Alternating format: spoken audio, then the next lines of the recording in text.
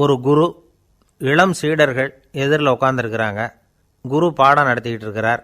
சீடர்களுக்கு ஒரு ஆசை, அதாவது ஒரு முக்கியமான மந்திரத்தை நம்ம குருநாதர்கிட்ட இருந்து கற்றுக்கணும் அப்படிங்கிறது அவங்க ஆசை. அது என்ன மந்திரம்னா, இறந்தவரை உயிர்ப்பிக்கக்கூடிய புனித மந்திரம், அதாவது செத்தவங்களுக்கு மீண்டும் உயிர் உண்டாக்குகிற மந்திரம். குருவே, தயவு பண்ணி அந்த மந்திரத்தை எங்களுக்கு உபதேசிக்கணும் அப்படின்னு கேட்டாங்க. அது ரொம்ப ஆபத்தானது, அது என்னத்துக்கு உங்களுக்கு வேண்டாமேன்னாராம் குரு.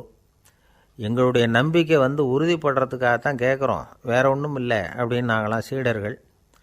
பக்குவப்படாத அறிவுங்கிறது ரொம்ப ஆபத்தானது அப்படின்னாராம் குரு. இது சீடர்களுக்கு புரியல. அது எப்படிங்க பக்குவப்படாத அறிவு ஆபத்தானதுன்னு சொல்கிறீங்க, அப்படின்னா என்ன அப்படின்னு கேட்டிருக்காங்க சீடர்கள். குரு அதுக்கு விளக்கம் கொடுத்தாராம். அந்த மந்திரத்தை எப்போ பயன்படுத்தணுங்கிறது முக்கியம். அதை அறியக்கூடிய ஞானம் ஏற்படுகிற வரைக்கும் அதை தெரிஞ்சுக்காமல் இருக்கிறது தான் நல்லது, இல்லைன்னா ஆபத்துன்னாராம். ஆனால் அந்த சீடர்கள் அதை கேட்குற மாதிரி இல்லை, ரொம்ப பிடிவாதம் பண்ண ஆரம்பிச்சிட்டாங்க. சரி வாங்க சொல்கிறேன்னார் குரு. எல்லாரும் வந்தாங்க. அந்த புனித மந்திரத்தை அவங்களுக்கு ரகசியமாக உபதேசம் பண்ணார். உபதேசம் பண்ணிவிட்டு அவங்களுக்கு எச்சரிக்கையும் கொடுத்தார். இந்த மந்திரத்தை நல்லா ஆராய்ச்சி பார்த்ததுக்கு அப்புறம்தான் உச்சரிக்கணும், அவசரப்பட்டு எதுவும் செஞ்சிடக்கூடாது அப்படின்னு ஒரு தடவைக்கு பல தடவை எச்சரிக்கை கொடுத்தார். சரின்னு சொல்லிவிட்டு அவங்கெல்லாம் மந்திரத்தை கற்றுக்கிட்டு எழுந்திரிச்சு போயிட்டாங்க. ஒரு நாள் அந்த சீடர்கள் எல்லாம் மணற்பாங்கான இடத்துல அப்படியே நடந்து போயிட்டுருக்கிறாங்க. ஒரு பாலைவன பகுதி மாதிரி ஒரு இடம். அங்கே ஒரு இடத்துல எலும்புகள் குவியலாக கிடந்தது. உடனே இந்த சீடர்கள் முன்ன பின்ன யோசிக்காமல், தியானமும் பண்ணாமல், அந்த மந்திரத்தோட பயனை சோதித்து பார்க்கணும் அப்படின்னு நினச்சிக்கிட்டு அந்த மந்திரத்தை உச்சரிக்க ஆரம்பிச்சிட்டாங்க. அவ்வளோதான். உடனே என்னாச்சு தெரியுமா, அந்த எலும்புகள் எல்லாம் ஓநாய்களாக மாறி அவங்கள துரத்த ஆரம்பிச்சிட்டுது. சீடர்கள் எல்லாம் தலைதெறிக்க ஓட ஆரம்பிச்சிட்டாங்க. ஓநாய்களும் விடலை, அவங்கள துரத்தி பிடிச்சி கடித்து குதற ஆரம்பிச்சிட்டுது. அப்போ தான் அந்த சீடர்களுக்கு குரு சொன்ன அறிவுரையோட அர்த்தம் புரிஞ்சுது. பக்குவப்படாத அறிவு ஆபத்தானது அப்படிங்கிறது. அதனால் இதிலேருந்து நாம் தெரிஞ்சுக்க வேண்டியது என்னென்னா, நாம் நம்ம அறிவை வளர்த்துக்கிட்டால் மட்டும் போதாது, அந்த அறிவை எப்போ எப்படி பயன்படுத்தணும் அப்படிங்கிற பக்குவமும் நமக்கு வரணும். அப்போ தான் வாழ்க்கை நல்லபடியாக அமையும், இல்லைன்னா இடைஞ்சல் தான். இந்த காலத்தில் சில சின்ன பிள்ளைங்களுக்கே அறிவு ரொம்ப பக்குவப்பட்டிருக்குங்கிறத உணர முடியுது. ஒரு சின்ன பையன் பள்ளிக்கூடத்தில் மார்க் லிஸ்ட் கொடுத்தாங்க, வாங்கிக்கிட்டு அவசரமாக வீட்டுக்கு ஓடினான். எதிரில் வந்த ஒருத்தர் கேட்டார், என்ன அவசரம், ஏன் இப்படி வேகமாக ஓடுறேன்னார். எங்கள் அம்மா கிட்ட அடி வாங்கணும், அதுக்காக தான் ஓடுறேன்னா. அடி வாங்கிறதுக்காக இவ்வளவு அவசரம்னார் அவர். அப்படி இல்லைங்க, நான் போகிறதுக்குள்ளே எங்கள் அப்பா வீட்டுக்கு வந்துட்டாருன்னா அவர்கிட்ட அடி வாங்க வேண்டியிருக்கும், அதை அவாய்ட் பண்ணுறதுக்காக இப்படி ஓடுறேன் அப்படின்னு நானா அந்த பையன். ரொம்ப நாளைக்கு முன்னாடி ஒரு நாள் கோவலன் நாடகம் நடந்தது. எங்கள் மதுரையில் நடந்தது. அதில் ஒரு முக்கியமான கட்டம், கண்ணகி கிட்ட சிலம்பை வாங்கிக்கிட்டு அதை விற்கிறதுக்காக மதுரை நகருக்கு புறப்படுறான் கோவலன். அந்த சமயத்தில் கண்ணகி பாடுற மாதிரி ஒரு நாடக பாடல், நாடக ஆசிரியர் எழுதினது. அது என்ன பாட்டுன்னா, மா பாவியோர் கூடி வாழும் மதுரைக்கு மன்னா போகாதீர் என்று அப்படின்னு ஆரம்பிக்கும் அந்த பாட்டு. இதுதான் அந்த பாட்டு. இதை கண்ணகி மேடையில் பாடின உடனே கூட்டத்தில் சலசலப்பு. நம்ம ஊர்லேயே நமக்கு முன்னாடியே நின்றுக்கிட்டு மா பாவியோர் கூடி வாழும் மதுரை அப்படின்னு சொல்கிறாங்களே, என்ன தைரியம் அப்படின்னு எல்லாம் குழப்பம் பண்ண ஆரம்பிச்சிட்டாங்க. மக்கள் சத்தம் போட ஆரம்பிச்சிட்டாங்க. எதிர்ப்பு குரல் அது பாட்டுக்கு வர வர அதிகமாக போட்டுது. கொண்டுக்கிட்டு வா அந்த நாடக ஆசிரியரை, எழுதுனது யார் அப்படின்னு ஒரே சத்தம், கூச்சல். வேறு வழி இல்லை. மெதுவாக மேடைக்கு வந்தார் அந்த நாடக ஆசிரியர். 4 பக்கத்திலிருந்தும் கேள்வி கணைகள். மக்களை பார்த்து கொஞ்சம் அமைதியாக இருங்கோ அப்படின்னு சொல்லிவிட்டு தன்னுடைய விளக்கத்தை சொல்ல ஆரம்பித்தார் அந்த நாடக ஆசிரியர். மா அப்படின்னு சொன்னால் திருமகளாகிய லட்சுமி அப்படின்னு அர்த்தம். பா அப்படின்னா கலைமகளாகிய சரஸ்வதி. வி அப்படின்னா மலைமகளாகிய பார்வதி. மா பாவியோர் அப்படின்னா திருமகளும் கலைமகளும் மலைமகளும், இவங்க மூவரும் அப்படின்னு அர்த்தம். இந்த 3 பேரும் வாழ்கின்ற மதுரை புனிதம் நிறைந்தது, சகல செல்வங்களும் நிறைஞ்சது. அப்படிப்பட்ட ஊரில் நான் அணிந்து கொள்ளும் இந்த சாதாரண சிலம்பை யார் வாங்கிக்குவாங்க அப்படிங்கிற எண்ணத்தோடு தான் கண்ணகி அப்படி சொல்கிறா. அதை நினச்சி தான் நான் எழுதினேன். ஆகவே மதுரையை ரொம்ப சிரமப்படுத்தணும், ரொம்ப மோசமாக எழுதணும் அப்படிங்கிற எண்ணம்லாம் எனக்கு கிடையாது, பெருமைப்படுத்தணும்னு நினச்சி தான் அப்படி எழுதினேன் அப்படின்னு விளக்கம் கொடுத்தாராம். இந்த விளக்கத்தை கேட்டதும் எல்லாரும் ரொம்ப சமாதானம் ஆகிட்டாங்களாம். இப்படி விளக்கம் கொடுத்த அந்த நாடக ஆசிரியர் யார் தெரியுமா? அவர் தான் தமிழ் நாடக உலகின் முதல் ஆசான் சங்கரதாஸ் சுவாமிகள். அவருக்கு நகைச்சுவை உணர்வும் அதிகம். 1920ஆம் ஆண்டு திருநெல்வேலியில் அவர் தங்கியிருக்கிறார் நாடகம் நடத்துறதுக்காக. அவர் தங்கியிருந்த வீட்டில் கொசு மூட்டைப்பூச்சி அதிகமாக இருந்திருக்கு. அவரால் தூங்கவே முடியல. அவர் அனுபவித்த தொல்லைகள் ஒரு பாட்டாக உருவாச்சு. வேடிக்கையாக ஒரு பாட்டு எழுதினாராம். மூட்டையும் கொசுவும் ஒரு வீட்டிலே மீட்டிங் போட்டால் முன்னே நிற்க யாரால் முடியும்? கொசு மோகன ராகம் போல சத்தம் போட்டு முன்னே நின்று செய்திடும் யுத்தம். இதை மறுநாள் நாடகத்தில் கோமாளி வேஷம் போட்ட ஒரு சிறுவனை விட்டு பாட வச்சுருக்கார். எல்லாரும் சிரித்து ரசித்தாங்களாம். சங்கரதாஸ் சுவாமிகள் கல்யாணமே பண்ணிக்கல, துறவி மாதிரியே வாழ்ந்திருக்கார். தமிழ் நாடக கலைக்கு தன்னையே அர்ப்பணம் பண்ணிக்கிட்டவர் அவர். 1922 நவம்பர் மாதத்தில் ஒரு நாள் புதுச்சேரியில் அவர் வாழ்க்கை முடிஞ்சுது. அப்போ அவருக்கு வயசு 55. சங்கரதாஸ் சுவாமிகள் நாடக ஆசிரியர் மட்டும் இல்லை, மேடை நாடக இயக்குனர், தயாரிப்பாளர், அவரே ஒரு சிறந்த நடிகர். ஒரு தடவை சாவித்திரி நாடகத்தில் இவர் யமதர்மனா வேஷம் போட்டு நடிச்சிருக்கிறார். நாடகம் பார்த்துக்கிட்டு இருந்த கருவுற்ற ஒரு பெண்மணிக்கு பயத்தினால அங்கேயே குழந்தை பிறந்துட்டு தான். அந்த நிகழ்ச்சிக்கு அப்புறம் இவர் இந்த வேஷம் போடுறப்போலாம் ஜனங்களுக்கு முன்கூட்டியே எச்சரிக்கை கொடுக்க ஆரம்பிச்சிருவாராம். அதாவது அப்படி யாராவது பயப்படுறவங்க இருந்தால் கொஞ்சம் கண்ணை மூடிங்க அல்லது எழுந்திரிச்சு போடுங்கன்னு. நடிப்புன்னா அப்படிலாம் இருக்கணும். இந்த காலத்தில் நடிகர் ஒருத்தர் சொன்னார், சார் நான் இந்த நாடகத்தில் நடிக்கிறப்போ முகத்தில் நவரசங்களையும் காட்டி நடித்தேன், உணர்ச்சிகளையெல்லாம் நல்லா காட்டி நடித்தேன். அப்படி இருந்து ஜனங்கள் கல்லை எடுத்து மேடையில் வீசிவிட்டாங்க சார் அப்படின்னார். நாடகத்தில் உங்களுக்கு என்ன வேஷம் அப்படின்னு கேட்டாங்க. அது செத்து கிடக்கிற பணமாக நடித்தேன் சார் அப்படின்னார். என்னுடைய நண்பர் ஒருத்தர், அவருக்கு ஜாதகத்தில் நம்பிக்கை உண்டு. அவரே ஜோசியமெல்லாம் பார்ப்பார். என்ன சார் இந்த காலத்தில் இதையெல்லாம் நம்பிக்கிட்டு இருக்கீங்களேன்னு கேட்டால், உங்களுக்கு ஒன்றும் தெரியாது சார், இந்த உலகத்தில் ஒவ்வொருத்தரும் அவங்கவுங்க செய்கிற நல்லது கெட்டதுக்கு தகுந்த பலனை அனுபவிச்சே தேரணும்பார். அது மட்டும் இல்லை, ஒருத்தன் செத்துட்டா கூட அவன் செஞ்ச பாவ புண்ணியங்கள் கூடவே போயிட்டுருக்கோம்பார். அது எப்படி கூட போகும் அப்படின்னு குதர்க்கமாக கேட்டால், அதுக்கு அவர் ஒரு கதை சொன்னார். அது ரொம்ப சுவாரஸ்யமாக இருந்தது. ஒரு ஊரில் ஒருத்தர் இருந்தாராம். அவர் ஜோசியம் பார்க்குறதுல ரொம்ப கெட்டிக்காரரு. ஒருத்தருடைய தலைமுடியை மட்டும் அவர்கிட்ட காட்டினா போதும், அதை மட்டும் பார்த்துட்டு அவருடைய ஜாதகத்தையே சொல்லிவிடுவாராம். அப்பேற்பட்ட திறமை. அந்த ஆள் ஒரு சமயம் கன்னியாகுமரி கடற்கரைக்கு போயிருந்திருக்கிறார். அங்கே கரை ஓரமாக ஒரு மண்டை ஓடு கிடந்திருக்கு. அதை எடுத்து பார்த்துருக்கிறார். அந்த மண்டை ஓட்டை வச்சுக்கிட்டே அதோட ஜாதகத்தை அலசியிருக்கிறார். இந்த மண்டை ஓட்டுக்கு உரிய ஆசாமி வாழ்க்கையில் ரொம்ப கஷ்டப்பட்டுருக்கிறான், நிறைய கஷ்டத்தை அனுபவிச்சிருக்கிறான், அது தாங்க முடியாமல் தான் கடலில் விழுந்து தற்கொலை பண்ணிகிட்டு இருக்கான் அப்படிங்கிறத அவர் கணிச்சுட்டார். இருந்தாலும் இந்த மண்டை ஓடு இன்னமும் அனுபவிக்க வேண்டியது பாக்கி இருக்குது அப்படிங்கிறதையும் அவர் உணர்றார். அது சரி, ஒருத்தன் உயிரோடு இருக்கிற வரைக்கும் தானே நல்லது கெட்டதை அனுபவிக்க முடியும். செத்ததுக்கு அப்புறமும் பாக்கி இருக்குன்னா அதை எப்படி அனுபவிக்கிறது? இந்த மண்டை ஓட்டுக்கு இன்னும் கொஞ்சம் பாக்கி இருக்குது அப்படிங்கிறது அவருக்கு புரிஞ்சதே தவிர அதோட அர்த்தம் என்னங்கிறது அவருக்கு சரியாக விளங்கலை. சரி, இதை இன்னும் கொஞ்சம் விவரமாக ஆராய்ச்சி பண்ணி பார்ப்போம் அப்படின்னு நினச்சிக்கிட்டு அதை தன்னுடைய வீட்டுக்கு எடுத்துகிட்டு போயிட்டார். அந்த மண்டை ஓட்டை ஒரு பொட்டியில் வச்சு பூட்டினார். தன்னுடைய தனி அறையில் அதை பத்திரமா வச்சுக்கிட்டார். தினமும் ராத்திரி ஆனதும் தன்னுடைய மனைவியை பார்த்து, நீ போய் பூஜை அறையில் தனியாக படுத்துக்கோ அப்படின்னு சொல்லிவிட்டு, இவர் தினம் ராத்திரி 12 மணிக்கு பொட்டியை திறந்து அதை பார்ப்பார். மண்டை ஓடு அப்படியே இருந்ததே தவிர இன்னும் கொஞ்சம் பாக்கி இருக்குங்கிறதுக்கு அர்த்தம் அவருக்கு விளங்கலை. அந்த மண்டை ஓட்டுக்கு இன்னும் என்ன பாக்கி இருக்க போகுது? இப்படியே ஒரு 10 நாள் போச்சு. அந்த வீட்டம்மாவுக்கு சந்தேகம் வந்துட்டுது. நம்ம வீட்டுக்காரர் நம்மளை தனியாக ஏன் தூங்க சொல்கிறார் அப்படிங்கிற சந்தேகம். உடனே பக்கத்து வீட்டு அம்மாக்கிட்ட விஷயத்தை சொல்லியிருக்கிறாங்க. அந்த அம்மா உடனே, நீ கவலைப்படாத, நான் கண்டுபிடிச்சி சொல்கிறேன்னு சொல்லிவிட்டாங்களாம். அன்றைக்கி ராத்திரியே ஜன்னல் வழியாக எட்டி பார்த்துருக்குறாங்க. இந்த ஆள் மண்டை ஓட்டை கையில் வச்சுக்கிட்டு அதை திருப்பி திருப்பி அப்படியும் இப்படியும் பார்த்துக்கிட்டு இருந்தது தெரிஞ்சுட்டுது. மறுநாள் காலையில் அவரோட மனைவியை பார்த்தாங்க. ஏம்மா, உன் வீட்டுக்காரருக்கு நீ முதல் மனைவியா 2வது மனைவியா அப்படின்னு கேட்டாங்க.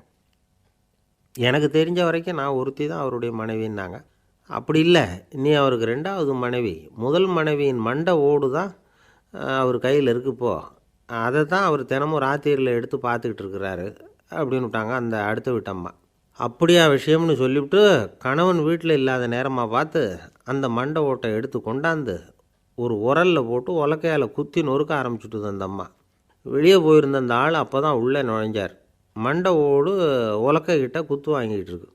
அது அனுபவிக்க வேண்டியது இன்னும் கொஞ்சம் பாக்கி இருக்குது அப்படிங்கிறதுக்கான அர்த்தம் எனக்கு இப்போ தான் புரிஞ்சுதுன்னாராம் அவர். இந்த கதையிலேருந்து நாம் இன்னொரு நீதியையும் புரிஞ்சுக்கணும். அதாவது நம்ம வீட்டை பற்றி நமக்கு தெரியாததெல்லாம் அடுத்த வீட்டுக்காரங்களுக்கு நல்லா தெரியும். ஒருத்தர் ரொம்ப கவலையோடு உட்காந்துருந்தார். எதை பற்றி சார் கவலைப்படுறீங்கன்னு கேட்டோம். எதிர்காலத்தை பற்றி கவலைப்படுறேன்னார். ஏன்னு கேட்டோம். என்ன பண்ணுறதுன்னே தெரியல சார், எதிர்காலம் ஒரே இருட்டாக இருக்குது, பாதையே புரியலன்னார். இன்றைக்கி நம்ம இளைஞர்கள் பல பேருக்கு எதிர்காலம் இருட்டாக தான் தெரியுது. அவங்கெல்லாம் இந்த கதையை கொஞ்சம் கேட்கணும். ஒரு மலை அடிவாரத்தில் ஒரு சின்ன கிராமம். அந்த மலை ரொம்ப உயரமானது. அடர்த்தியாக செடி கொடிகள் மரங்கள் அதில் மண்டி கிடக்குது. பகல் வேளையில் இருட்டாக தான் இருக்கும், அவ்வளோ அடர்த்தி. அந்த மலை உச்சியில் ஒரு கோவில். நாள் ராத்திரியே புறப்பட்டால் தான் காலையில் அந்த கோவிலுக்கு போய் சேர முடியும்.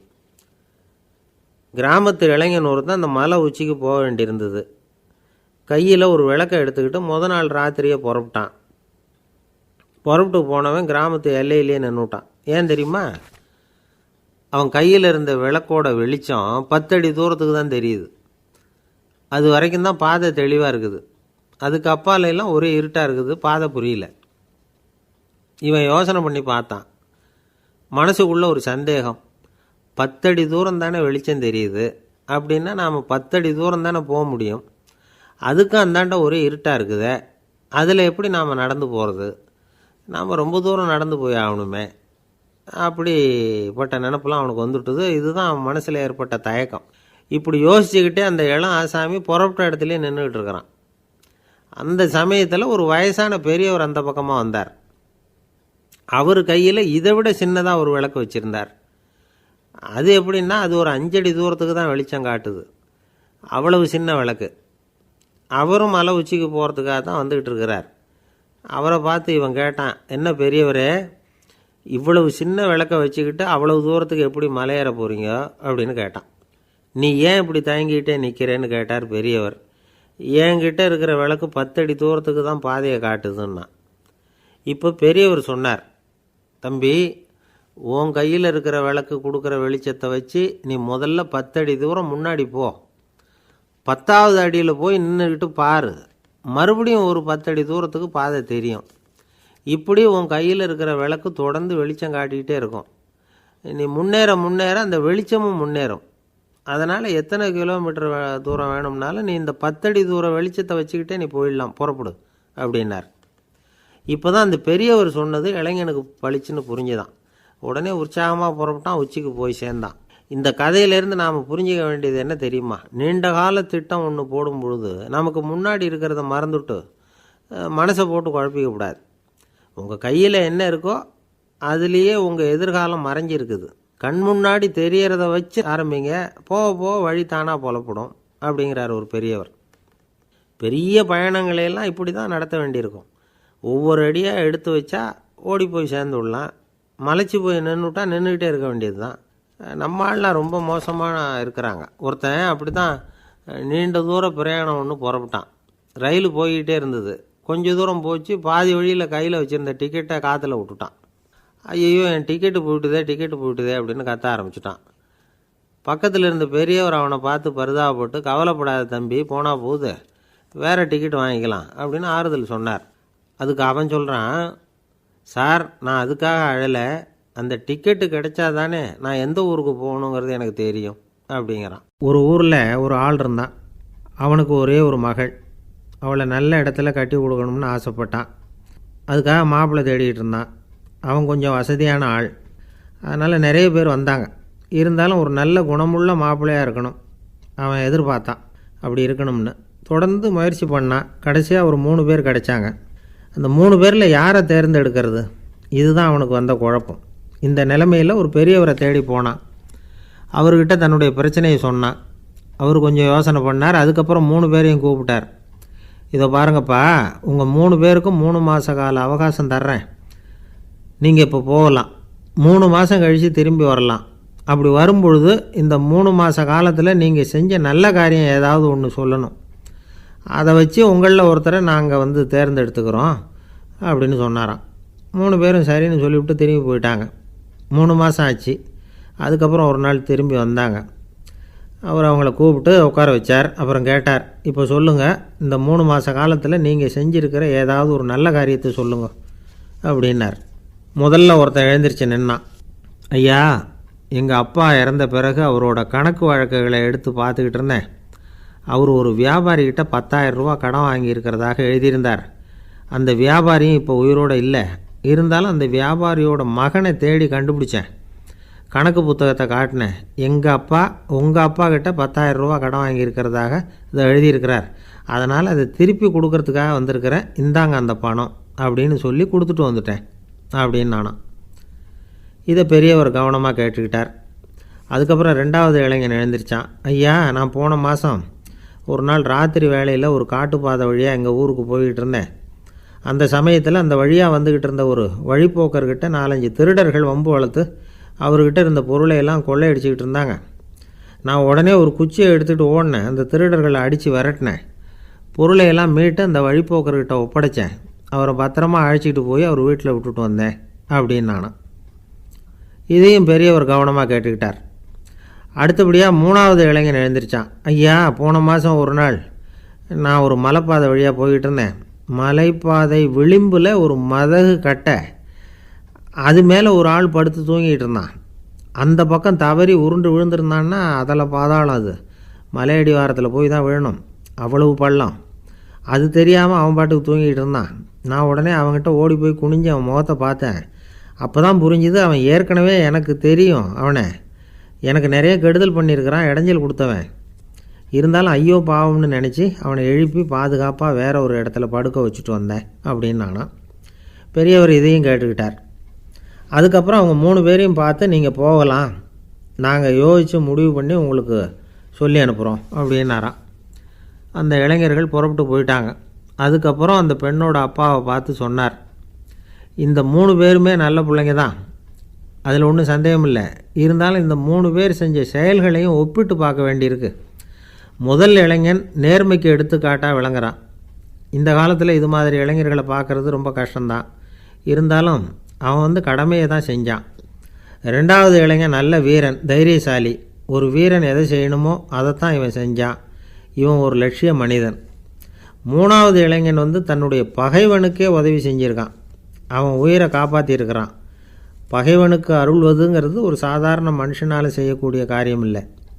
பகையை மறக்கிறதும் பகைவனுக்கு அருள்வதும் தெய்வீக பண்புகள். அதனால் இவனையே உன்னுடைய மகளுக்கு ஏற்ற மாப்பிள்ளையாக தேர்ந்தெடுக்கலாம் அப்படின்னு சொன்னாங்களாம். ஒரு நல்ல நாளில் அவங்களுக்கு திருமணம் நல்ல விதமாக நடந்து முடிஞ்சுதான். இது சுவாமி சின்மயானந்தர் சொல்லியிருக்கிற ஒரு கதை. இதிலேருந்து நாம் புரிந்து கொள்ள வேண்டிய ஒரு கருத்து, நமக்கு கெடுதல் பண்ணவங்களுக்கும் நாம் நல்லது செய்யணும்.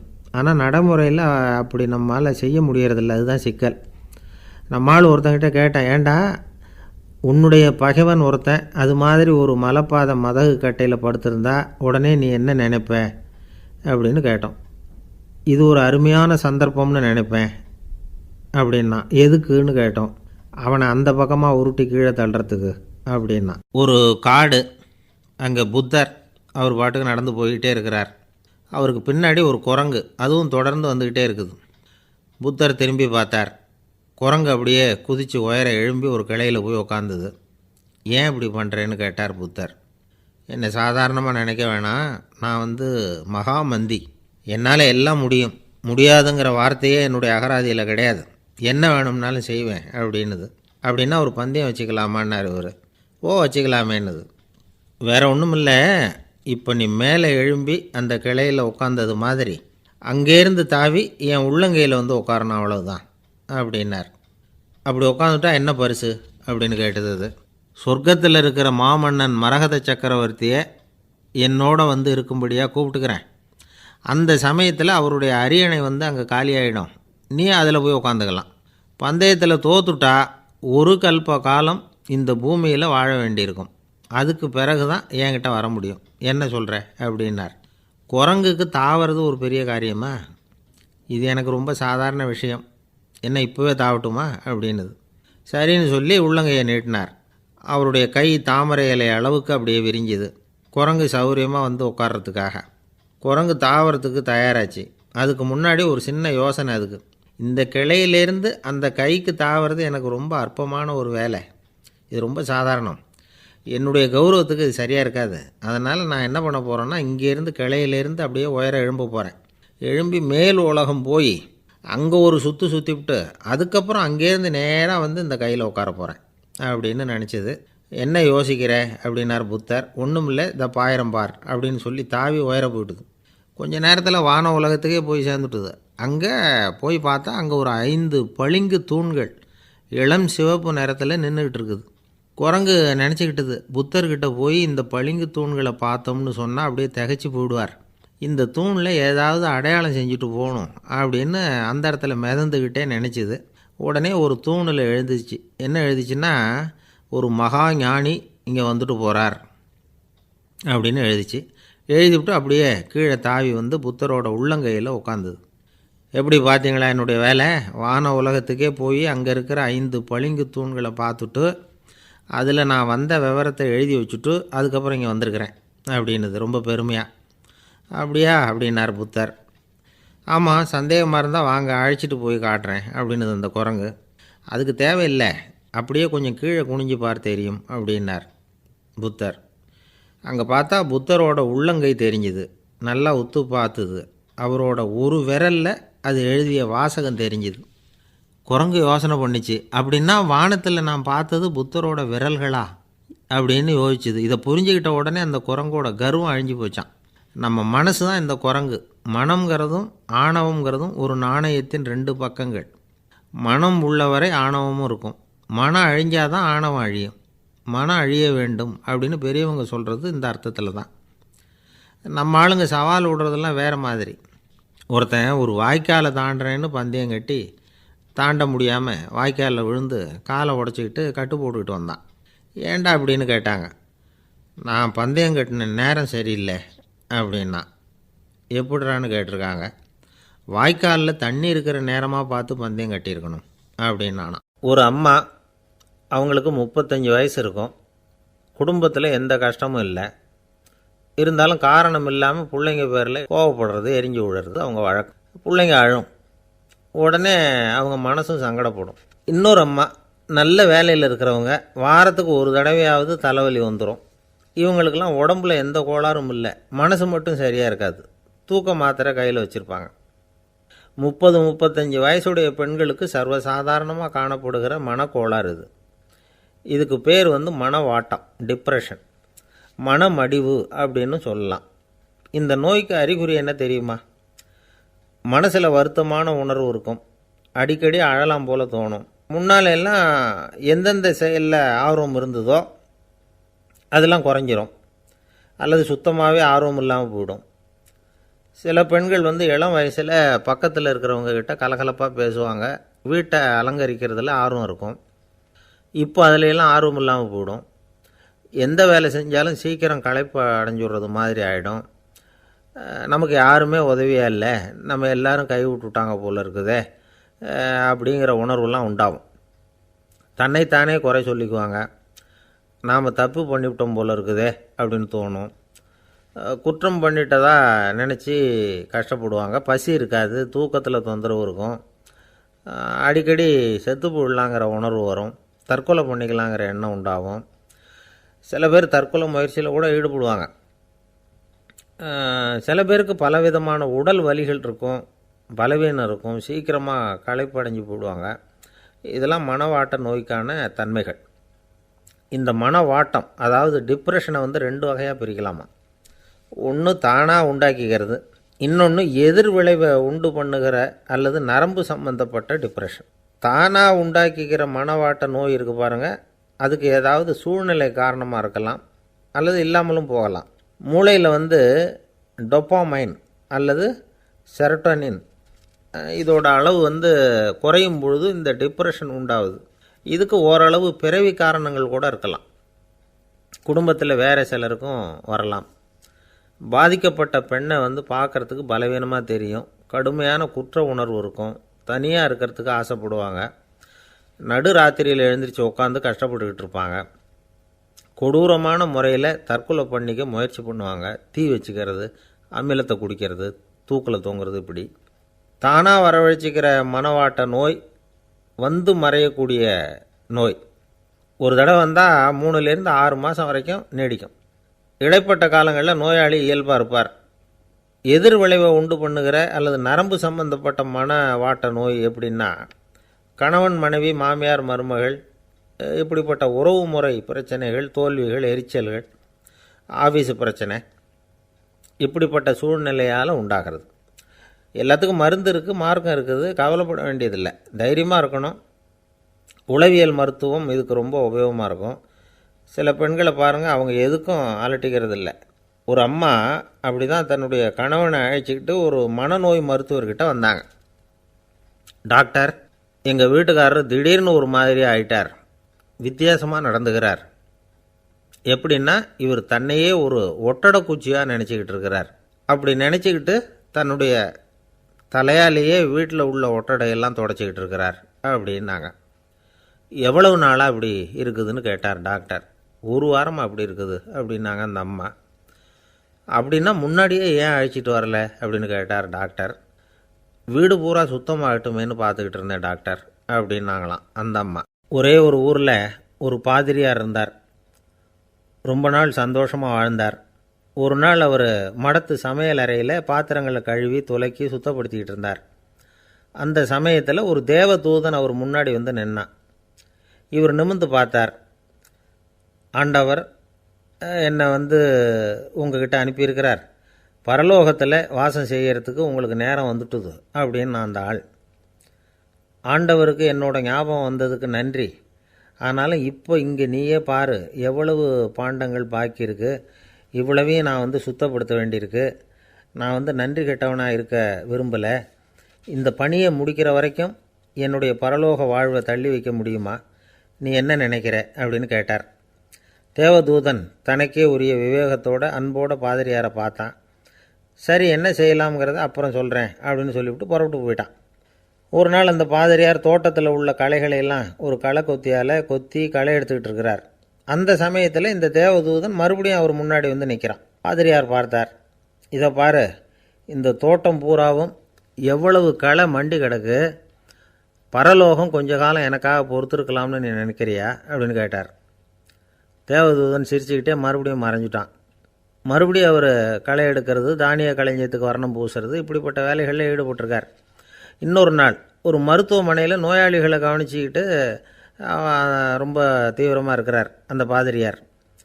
ஒரு நோயாளியோட தாகத்துக்கு தண்ணீர் கொடுத்துட்டு நிமிர்ந்து பார்க்குறப்போ தேவதூதன் மறுபடியும் அவர் முன்னாடி நிற்கிறான். இந்த தடவை பாதிரியார் தன்னலமற்றவராக பேரன்பை காட்டக்கூடிய வகையில் தன்னுடைய 2 கைகளையும் உயர்த்தியபடி தேவதூதனின் கவனத்தை பிணியால் வாடக்கூடிய நோயாளிகளின் பக்கம் திருப்பினாராம். தேவதூதன் ஒன்றும் சொல்லலை, மறைஞ்சிட்டான். அன்னைக்கு சாயந்தரம் பாதிரியார் மடத்தில் உள்ள தன்னுடைய அறைக்கு போய் இளைப்பாறினார். யோசித்து பார்த்தார்.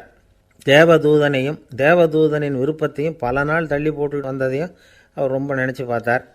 திடீர்னு தான் முதுமை அடைகிறதையும் சோர்வு அடைகிறதையும் உணர்ந்தார். ஆண்டவரை நினச்சார். ஆண்டவரே, உம்முடைய தூதனை மறுபடியும் என்கிட்ட அனுப்புனா நான் சந்திக்கிறதுக்கு ஆவலாக இருக்கேன் அப்படின்னு சொல்கிறப்பவே தேவதூதன் பக்கத்தில் நின்னான். பாதிரியார் நிமிர்ந்து பார்த்தார். நீ இப்போவே என்னை அழைச்சிக்கிட்டு போக விரும்பினா நான் பரலோகத்துக்கு வர்றதுக்கு தயாராக இருக்கேன்னார். தேவதூதன் அந்த பாதிரியாரை அன்போடவும் விவேகத்தோடவும் பார்த்து, நீங்கள் என் கூட பரலோகத்துக்கு வர்ற தயாராக இருக்கிறதா சொல்கிறீங்க, ஆனால் நீங்கள் இது வரைக்கும் வேறு எங்கே இருந்ததா நினைக்கிறீங்க அப்படின்னு நானும். அப்படின்னா இது வரைக்கும் இருந்த இடம்தான் பரலோகம் அப்படிங்கிறத உணர்த்தியிருக்கிறான். பரலோகம்னா என்னென்னு புரிஞ்சுக்கிறதுக்கு இந்த சம்பவம் நமக்கு உதவியாக இருக்குது. தொண்டு செய்கிறத விட பெரிய செயல் வேறு எதுவும் இருக்க முடியாது. அது நம்ம மனசுக்கு கொடுக்குற சுகத்தை வேறு எதுவும் கொடுக்க முடியாது. நாம் தொண்டு செய்கிற இடம்தான் அந்த புண்ணிய இடம். ஆனால் இந்த காலத்துல எல்லாம் நாம் தொண்டு செய்யணும்னு நினச்சி ஏதாவது ஆரம்பித்தா கூட அதை ஒரு மாதிரியாக சுற்றி நின்று வேடிக்கை பார்க்க ஆரம்பிச்சிடுறாங்க. ஒரு பெரியவர் அப்படி தான் ஒரு தொண்டு செஞ்சுக்கிட்டு இருந்தார். ஒரு கோவில் கட்டிக்கிட்டு இருந்தாங்க. அதில் ஒரு இடத்துல ஒரு பலகையை வச்சு ஆணி அடிக்கிற வேலையை செஞ்சுக்கிட்டு இருந்தார் அந்த பெரியவர். ஒரு சின்ன பையன் அதை ரொம்ப ஊக்கமாக அக்கறையாக கவனிச்சிக்கிட்டு இருந்தான். பெரியவர் இதை கவனித்தார். என்னப்பா பார்க்குற, உனக்கும் இது மாதிரி தொண்டு செய்யணும்னு ஆசையாக இருக்கா அப்படின்னு கேட்டார். அதுக்கு அந்த பையன் சொல்கிறான், அப்படி இல்லைங்க, நீங்கள் ஆணி அடிக்கிறப்போ கையில் சுத்தியால் அடிச்சுக்கிட்டா எப்படி துடிப்பீங்க, எப்படி கத்துவீங்கன்னு தெரிஞ்சுக்கிறதுக்காக அதை பார்க்கணும்னு ஆசை, அதுக்காக தான் காத்துக்கிட்டு இருக்கேன் அப்படின்னு நானும். ஒரு ஊரில் ஒரு ஞானி இருக்கிறார், ரொம்ப பெரிய ஞானி, ரொம்ப வயசாகிட்டுது. கடைசி காலத்தில் அவர்கிட்ட சில பேர் வந்தாங்க. உங்கள் குரு யார் அப்படின்னு கேட்டாங்க. அவர் நிமிர்ந்து பார்த்தார். எனக்கு ஆயிரக்கணக்கான குருமார்கள் உண்டு, அவங்க பேரெல்லாம் சொல்லணும்னா இந்த காலம் பத்தாது, ஆனால் முக்கியமான ஒரு 3 பேரை பற்றி மட்டும் உங்களுக்கு சொல்கிறேன் அப்படின்னாராம். அப்புறம் சொன்னார், அந்த 3 பேரில் ஒருத்தன் ஒரு திருடன். ஒரு சமயம் ஒரு பாலைவனம் வழியாக நான் போய்கிட்டு இருந்தேன். அப்போது வழி தவறி போய் ஒரு கிராமத்துக்கு போயிட்டேன். அது இருட்டு நேரம், நடுராத்திரி, ஊரே உறங்கி போச்சு. அந்த நேரத்தில் ஒரு ஆள் மட்டும் ஒரு வீட்டு சுவத்தில் ஏதோ பண்ணி உள்ளே நுழையிறதுக்கு முயற்சி பண்ணிகிட்ருக்கிறான். அவங்கிட்ட போய் நான் இன்றைக்கி இங்கே எங்கே தங்க முடியும் அப்படின்னு கேட்டேன். அதுக்கு அவன், இந்த ராத்திரி வேளையில் அது ரொம்ப சிரமம், ஒரு திருடனோட உங்களால் தங்க முடியும்னா நீங்கள் என்னோட தங்கலாம் அப்படின்னா. நான் அவங்க கூட 1 மாதம் தங்கியிருந்தேன். ஒவ்வொரு நாள் ராத்திரியும் இப்போ நான் என்னுடைய வேலைக்கு போகிறேன், நீங்கள் ஓய்வு எடுத்துக்கோங்க அப்படின்னு சொல்லிவிட்டு போவான். அவன் திரும்பி வந்த உடனே உனக்கு ஏதாவது கிடச்சிதான்னு நான் கேட்பேன். அதுக்கு அவன், இன்றைக்கி ராத்திரி ஒன்றும் இல்லை, நாளைக்கு மறுபடியும் முயற்சி பண்ணுவேன் அப்படின்பா. எப்பவும் அவன் நம்பிக்கை இழந்ததே கிடையாது, எப்பவும் சந்தோஷமாகவே இருப்பான். நானும் ரொம்ப காலமாக தியானம் பண்ணிக்கிட்டே இருந்தேன், ஒன்றுமே நடக்கலை. ஆனால் நான் என்ன பண்ணேன் தெரியுமா, மனசு வருத்தப்படும், நம்பிக்கை இழந்துருவேன். அப்போல்லாம் அந்த திருடனுடைய விடாமுயற்சி தான் ஞாபகத்துக்கு வரும். அதனால் அந்த திருடன் எனக்கு ஒரு குரு. என்னுடைய 2வது குரு யாருன்னா அது ஒரு நாய். இது எப்படின்னா, ஒரு சமயம் எனக்கு ரொம்ப தாகமாக இருந்தது, ஒரு நதியை நோக்கி போய்கிட்டு இருந்தேன். அப்போது ஒரு நாயும் வந்தது, அதுக்கும் தாகம், ஓடி வந்து ஆற்றை பார்த்துது. அதோட நிழல் வந்து ஆற்றுல தெரிஞ்சுது. அதை பார்த்ததும் பயந்துட்டுது. அதாவது அது தன்னுடைய சொந்த உருவத்தையே கண்டு பயந்தது. அதை பார்த்து குறைக்குது, திரும்பி ஓடிச்சு. ஆனால் அதுக்கு தாகம் அதிகமாக இருந்ததுனால அது மறுபடியும் திரும்பி வந்தது. பார்த்தா மறுபடியும் தண்ணியில் நாயோட உருவம் தெரியுது. இப்படி சில தடவை பண்ணிச்சு. இருந்தாலும் கடைசியில் தண்ணியில் குதிச்சுட்டுது துணிஞ்சி. இப்படி குதித்த உடனே அதோட உருவமும் மறைஞ்சுட்டுது. இதை பார்த்தேன். நான் என்ன புரிஞ்சுக்கிட்டேன்னா, எவ்வளவு தான் பயம் இருந்தால் கூட ஒருத்தன் தைரியமாக காரியத்தில் இறங்கணும் அப்படிங்கிறத புரிஞ்சுக்கிட்டேன். இந்த போதனை அந்த நாய்கிட்ட இருந்து எனக்கு கிடைச்சிது. இது ஒன்று. அடுத்தது என்னுடைய 3வது குரு யாருன்னா அது ஒரு சின்ன குழந்தை. நான் ஒரு சமயம் ஒரு நகரத்துக்கு போனேன். அங்கே ஒரு குழந்தை எரிகிற மெழுகுவத்தி ஒன்று எடுத்துக்கிட்டு வந்தது. நான் அந்த குழந்தைய பார்த்து வேடிக்கையாக கேட்டேன், ஏன் பாப்பா, இந்த மெழுகுவத்தியை நீயாவே கொளுத்துனியா அப்படின்னு கேட்டேன். ஆமான்னுது அந்த குழந்தை. சரி, இந்த மெழுகுவத்தி முன்னாடி எரியாமல் இருந்தது, இப்போ எரியுது, இந்த மெழுகுவத்திக்கு வெளிச்சம் எங்கேருந்து வந்தது, அதை எனக்கு காட்ட முடியுமா அப்படின்னு கேட்டேன் அந்த குழந்தைகிட்ட. இதுக்கு அந்த குழந்தை சிரிச்சுக்கிட்டு அந்த மெழுகுவத்தியை ஊதி அணைச்சுட்டுது. அதுக்கப்புறம் என்னை பார்த்து கேட்டுது, இப்போ இந்த மெழுகுவத்தியின் வெளிச்சம் போனதை பார்த்தீங்க இல்லையா, அது எங்கே போச்சுன்னு எனக்கு சொல்லுங்க அப்படின்னுது. அந்த குழந்தை இப்படி கேட்டதும் என்கிட்ட இருந்த ஆணவம் அழிஞ்சுட்டுது. நான் படித்ததெல்லாம் அந்த வினாடியில் சுக்கு நூறாக போயிட்டுது. என்னுடைய முட்டாள்தனத்தை நான் உணர்ந்தேன் அப்படின்னு இவ்வளவும் அந்த ஞானி விவரமாக சொன்னாராம். அதனால் நாம் இன்னார்கிட்டே இருந்து தான் இதை கற்றுக்கணுங்கிறது இல்லை, யாருக்கிட்டே இருந்தும் எதையும் கற்றுக்கலாம். நம்மால் ஒருத்தன் ஒரு நாய் வளர்த்துக்கிட்டு இருந்தான். அந்த நாய்க்கு வால் கிடையாது, யாரோ ஏற்கனவே வெட்டி எடுத்துட்டாங்க.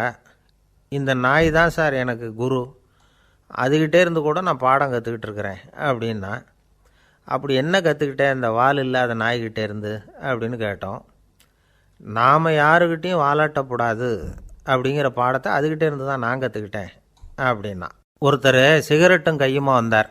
சார், இந்த புகைப்பிடிக்கிற பழக்கத்தை நிறுத்தி போடணும்னு தான் பார்க்குறேன், முடியலேன்னார். புகைப்பிடிக்கிறத நிறுத்துறது ரொம்ப சுலபம் சார் அப்படின்னார் இன்னொருத்தர். எப்படி சொல்கிறீங்கன்னு கேட்டார் அவர். நான் கூட ஏற்கனவே 10 தடவை அந்த பழக்கத்தை நிறுத்தி இருக்கிறேன் சார் அப்படின்னார் இவர். இதிலேருந்து என்ன தெரியுது, புகைப்பழக்கத்தை திடீர்னு விட்டு விடுறதுங்கிறது ரொம்ப கஷ்டம்னு தெரியுது. இருந்தாலும் இது சம்பந்தமான ஆராய்ச்சி, அனுபவம், இது ரெண்டையும் அடிப்படையாக வச்சு சில வழிமுறைகளை சொல்கிறாங்க.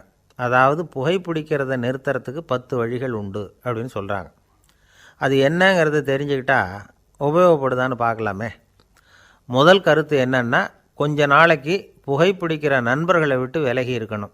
இதனால் புகைப்பிடிக்கிற ஆசை குறையும். அந்த பழக்கத்தை மறுபடியும் ஆரம்பிக்கப்படாதுங்கிற எண்ணம் உறுதிப்படும். ரெண்டாவது கருத்து, புகைப்பிடிக்கிறதை எதிர்த்து தீவிரமாக பிரச்சாரம் செய்ய ஆரம்பிச்சிடணும். அது அடுத்தவங்களுக்கும் உபயோகப்படும், உங்களுக்கும் உபயோகப்படும். உங்கள் உள்ளுணர்வை அது தூண்டும், உங்களை உறுதி கொள்ள வைக்கும்.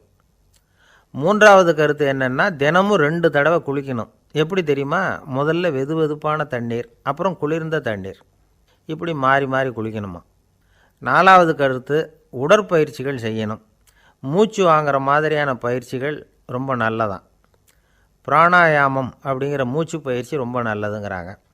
அப்புறம் ஐந்தாவது கருத்து, சாப்பாடு மிதமாக இருக்கணும், சீராக இருக்கணும். பச்சை காய்கறிகள், பழங்கள் சாப்பாட்டில் சேர்த்துக்கலாம். அடிக்கடி கொஞ்சம் கொஞ்சமாக சாப்பிட்டு ரத்தத்தில் சர்க்கரையின் அளவை பராமரிக்கணும். இது நரம்புகளை அமைதிப்படுத்தும். ஆறாவது கருத்து என்னென்னா, ரொம்ப நேரம் பசியோடு இருக்கக்கூடாது. புகைப்பிடிக்கிறத நிறுத்த முயற்சி செய்யும் பொழுது எடை குறைப்பு நடவடிக்கைகளை மேற்கொள்ளக்கூடாது. ஏழாவது கருத்து, காப்பி, தேநீர், மதுபானம், அப்புறம் போதைப் பொருள்கள் கலந்த உணவுகள் இதெல்லாம் வேணாம். புகைப்பிடிக்கிறத அதெல்லாம் ஊக்கப்படுத்தும். கடுகு, மிளகு, அப்புறம் காரமான பொருள்களை தவிர்க்கணும். உப்பு அளவை குறைக்கணும். தினமும் 10 குவளை தண்ணீராவது குடிக்கணும். வெறும் தண்ணி புகைப்பிடிக்கிற ஆவலை தணிக்குதான். எட்டாவது கருத்து, கையில் சிகரெட்டு, புகையில ஏதாவது இருந்தால் உடனே தூக்கி எறிஞ்சிருங்க. அது கையில் இருக்கிற வரைக்கும் புகைப்பிடிக்கிற ஆசை வந்துக்கிட்டே இருக்கும். ஒன்பதாவது கருத்து என்னென்னா, இறை நம்பிக்கை உள்ளவங்க புகைப்பிடிக்கிற எண்ணம் வர்றப்போவெல்லாம் பிரார்த்தனை செய்ய ஆரம்பிச்சுடலாம். 10வது கருத்து, உங்களுக்கு ரொம்பவும் வேண்டியவங்க யாரோ அவங்கக்கிட்ட எல்லாம் நீங்கள் புகைப்பிடிக்கிறத நிறுத்தி விட்டதாக சொல்லிவிடுங்க. இந்த 10 வழிகளையும் கடைபிடிக்க ஆரம்பிச்சுட்டா புகைப்பிடிக்கும் பழக்கத்தை நிறுத்தி விடலாம் அப்படின்னு சொல்கிறாங்க அனுபவப்பட்டவங்க. முயற்சி பண்ணி பார்க்கலாம். ஒரு முக்கியமான இடத்துல நின்றுக்கிட்டு இருந்தார் ஒருத்தர். அங்கே இன்னொருத்தர், ஏன் சார் இந்த இடத்துல சிகரெட் பிடிக்கலாமா அப்படின்னு அனுமதி கேட்டார். இந்த இடத்துல சிகரெட் பிடிக்கக்கூடாதுங்க அப்படின்னாரு இவர். நீங்கள் இப்படி சொல்கிறீங்க, ஆனால் இந்த இடத்துல கீழே நிறைய சிகரெட் துண்டுகள் கிடக்குதே, அவங்கெல்லாம் யார்? அவங்கெல்லாம் உங்கள் மாதிரி என்கிட்ட அனுமதி கேட்காதவங்க அப்படின்னாராம் இவர். இந்த உலகத்தில் எவ்வளவோ உயிரினங்கள் இருக்குது, ஒவ்வொன்றும் ஒவ்வொரு விதமாக சண்டை போடுது. இப்போ 2 மாடு சண்டை போட்டுக்குதுன்னு வச்சுக்கோங்க, என்ன பண்ணும்? 2 முட்டிக்கும். அதுக்கு சண்டை போடுறதுக்கு ஆயுதமாக உபயோகப்படுறது அதோட கொம்பு. 2 சேவல் சண்டை போட்டுக்குதுன்னு வச்சுக்கோங்க, அதுக்கு ஆயுதமாக உபயோகப்படுறது அதோட கால் நகம். காலால் தான் அது ஒன்றோட ஒன்று சண்டை போட்டுக்கும். ஆனால் 2 மனுஷன் சண்டை போட்டுக்கிறான்னு வச்சுக்கோங்க, இவன் இன்னதை தான் ஆயுதமாக உபயோகப்படுத்துவான்னு குறிப்பிட்டு சொல்ல முடியாது. கல்லை எடுப்பான், கத்தி எடுப்பான், துப்பாக்கி எடுப்பான், என்ன வேணாலும் பண்ணுவான். வாயால் திட்டுவான், கையால் அடிப்பான், காலால் உதைப்பான், சகலகலா வல்லவன். விலங்குகள்லாம் பொதுவாக வாயை சாப்பிட்றதுக்கு மட்டும்தான் உபயோகப்படுத்துது. ஆனால் இவனுக்கு சாப்பிட்றதுக்கும் அதுதான், சாப்பிட்டு விட்டு திட்டுறதுக்கும் அதுதான். ஆனால் ஒரு விஷயத்தில் மட்டும் கெட்டிக்கிறேன். அதாவது நாம் சண்டை போட்டுக்கிட்டாலும் பரவாயில்லை, கோழிகள் சண்டை போடாமல் இருக்கணும் அப்படின்னு ஆசைப்படுறான். எதுக்காக? கோழிகள் சண்டை போடாமல் இருந்தால் நிறைய முட்டைகள் போடுமா, அதுக்காக தான் இந்த அக்கறை. கோழி பண்ணை வச்சுருக்கிறவங்களுக்கு இது ஒரு பெரிய பிரச்சனை. அதாவது பண்ணையில் இருக்கிற கோழிகளுக்குள்ளே அடிக்கடி சண்டை வந்துடும், அதனால் முட்டை உற்பத்தி குறைஞ்சிரும். சரி, இதுக்கு என்ன பண்ணுறது? பண்ணையில் போய் உட்காந்துக்கிட்டு தினமும் பஞ்சாயத்து பேசிகிட்டு இருக்க முடியுமா? அமெரிக்காவில் கோழி பண்ணை வச்சுருக்கிற ஒருத்தர் இதை பற்றி யோசனை பண்ணி பார்த்தாராம். ஒரு வழியையும் கண்டுபிடிச்சிருக்கார். கோழிக்கெல்லாம் மூக்கு கண்ணாடி மாட்டி விட்டுட்டோம்னா அது சண்டை போடுற குணம் குறைஞ்சிரும், முட்டை அதிகமாகிடும். அந்த கண்ணாடியில் உள்ள லென்ஸு சிவப்பு நிறத்தில் இருக்கணும், அவ்வளவுதான் அப்படின்னு அவர் கண்டுபிடிச்சாராம். இது ஏற்கனவே நடைமுறையில் கண்டுபிடிக்கப்பட்ட ஒரு விஷயம். ஆனால் எல்லா கோழிக்கும் சிவப்பு மூக்கு கண்ணாடி எப்படி மாட்டி விடுறது? அப்படியே மாட்டி விட்டாலும் அது நழுவாமல் இருக்கணுமே. இப்போ நாமெல்லாம் நடு விரலால் மூக்கு கண்ணாடி நடுவில் தொட்டு அப்படி ஸ்டைலாக சரி பண்ணிக்கிறோம், அது மாதிரி கோழி எப்படி சரி பண்ணிக்கும்? இதுதான் பிரச்சனை. இதுக்கு அவர் என்ன வழி கண்டுபிடிச்சாருன்னா, கோழிக்கெல்லாம் மூக்கு கண்ணாடிக்கு பதிலாக விழியொட்டு வில்லைகள், காண்டாக்ட் லென்ஸ், அதை பொருத்தி விட்டா என்ன அப்படின்னு யோசனை பண்ணார். அதே மாதிரி பண்ணார். அதே மாதிரி செஞ்சு பார்த்தார், வெற்றி. அதுக்கப்புறம் கோழியெல்லாம் சண்டை போட்டுக்கலையாம், சமாதான பிரியர்கள் ஆகிட்டு தான். கோழிகளுக்கு இயல்பாகவே சண்டை போடுற குணம் உண்டு.